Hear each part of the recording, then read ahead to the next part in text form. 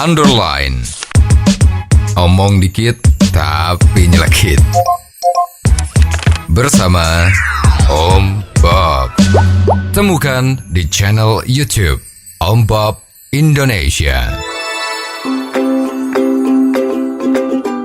Om Bob, kecelakaan tragis menimpa kru jurnalis TV One di Tol Pemalang, Jawa Tengah, dan kecelakaan tersebut menewaskan 3 orang dan 2 orang luka-luka. Bagaimana Om Bob menggarisbawahi masalah ini? Kita prihatin ya.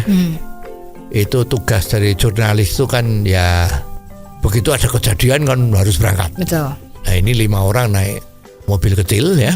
Itu ternyata di tengah jalan, di jalan tol Pemalang itu, dari belakang itu ditubruk sama truk ya, sehingga 3 orang tewas, 2 orang luka-luka.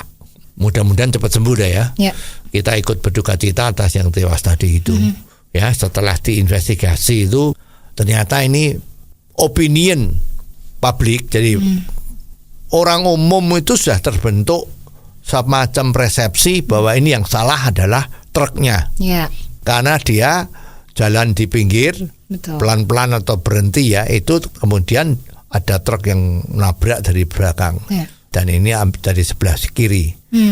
Nah padahal kejadiannya, ini ceritanya ya, itu mobil kecil tadi yang ditempatin jurnalis tadi itu kondisinya tuh habis hujan, dan dia punya kaca depan itu agak kotor, jadi dia berhenti di sebelah kiri jalur darurat itu, berhenti tujuannya kepengen ngelapin kaca yang tidak jelas itu.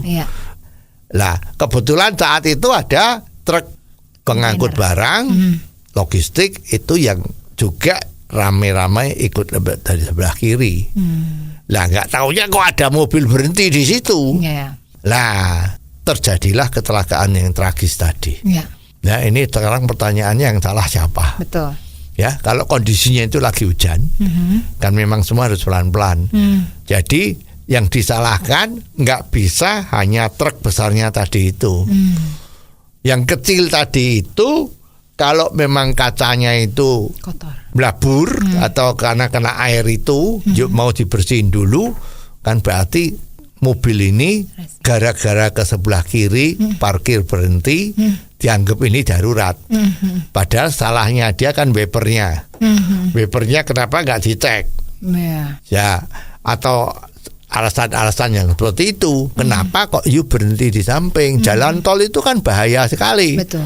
Ya kecuali darurat banyak jeblok atau apa itulah boleh lah di sana, terpaksa kan. Setelah itu harus dipanggilkan mobil. Tapi yang truk besar juga salah. Kenapa dia ngambil ke sebelah kiri? Kok enggak diteruskan saja?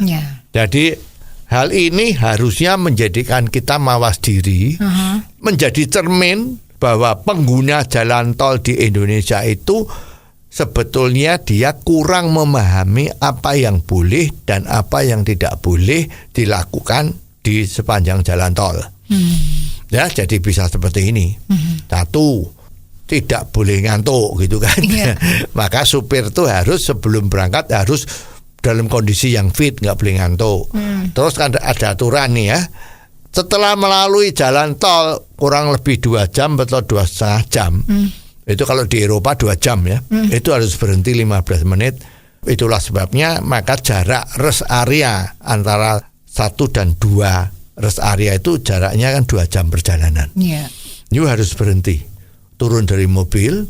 Kalau yang ngerokok ya ngerokok, kalau enggak yang minum ya minum gitu kan. Berhenti 15 menit, jalan lagi 2 jam. Nah di Indonesia ini sepertinya orang belum sadar bahwa rest area itu memang diciptakan untuk itu, supaya kamu jangan ngantuk. Kalau jalan tol itu kan nggak ada belok-beloknya, lurus saja terus. Nah itu kalau you jalannya 100 km ajak, nggak pernah turun, nggak pernah cepat lagi, ngantuk pasti itu.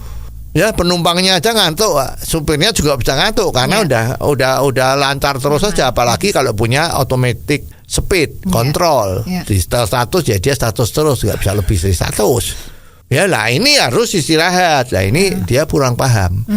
Kamu ngantuk atau tidak ngantuk kalau 2 jam tuh harus istirahat. Ini mungkin nggak dijalanin. Ya nomor 2, parkir yang boleh dianggap darurat, keluar dari jalur darurat itu kondisi kerusakan kayak apa. Kalau cuman bersihin kaca aja ya gimana, ya kan? Apa itu termasuk darurat? Itu ya. Nah, ini juga truknya, kenapa kok dia ngambil sebelah kiri, keluar dari jalur darurat? Ini juga nggak bisa dipertanggungjawabkan kenapa kok seperti itu. Tapi bahkan kalau kita lihat di Jakarta, ya banyak loh itu kendaraan-kendaraan di jalan tol dalam kota. Nah, sekarang itu kan disingkat juga dengan tol dal. Ya, tol dalam kota ya. Nah, itu juga banyak yang ngambil jalan darurat karena apa? Terlalu macet. Terlalu macet, itu ada jalan kosong gimana? Dan kalau macet di jalan itu kan masih relatif oke ya, karena semua kendaraan kan berhenti. Jalannya cuma 5 km per jam. Jadi kalau ada di jalan darurat nggak mungkin terjadi kecelakaan. Kalau di jalan tol yang tidak macet, yang minimum harus 60 km, nah ini bahaya. Kalau ada berhenti di sebelah kiri atau jalan di sebelah kiri daerah jalan darurat itu.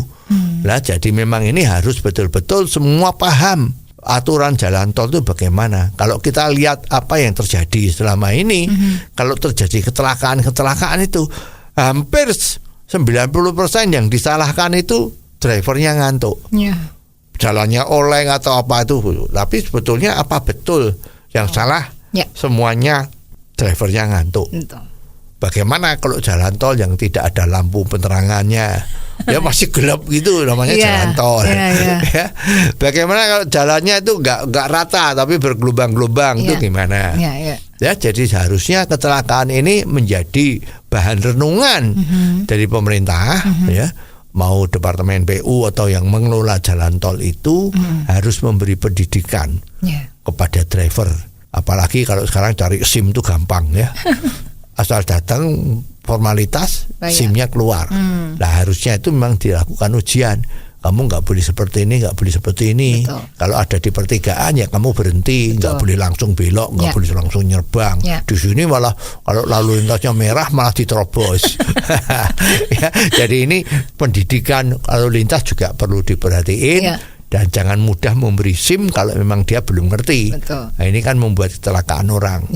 Bukan kita yang salah, tapi orang lain yang salah, kita yang dapat kecelakaan. Itu sangat tragis.